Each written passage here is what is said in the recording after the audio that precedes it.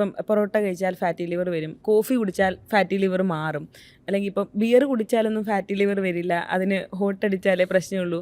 അപ്പം അങ്ങനെയുള്ള തെറ്റിദ്ധാരണകൾ എന്തൊക്കെയാണ് ഫാറ്റി ലിവറിനെ പറ്റിയുള്ള മിത്സ്, എന്താണ് ഫാക്ട്സ്? കോഫി ഡെഫിനറ്റ്ലി ഫാറ്റ് ലിവറിന് ബെനിഫിഷ്യൽ ആയിട്ടാണ് പഠനങ്ങളിൽ കാണുന്നത്.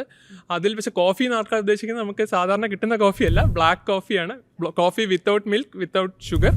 അതൊരു 3 cups per day ഫാറ്റ് ലിവറിന് ബെനിഫിഷ്യൽ ആയിട്ടാണ് സ്റ്റഡീസിൽ കാണിക്കുന്നത്. ഈ ബിയർ കുടിച്ചാൽ വരില്ല എന്ന് അതും ഒരു തെറ്റിദ്ധാരണയാണ്. ബിയർ വൈനൊന്നും കുടിച്ചാൽ കുഴപ്പമില്ല എന്നുള്ളത്.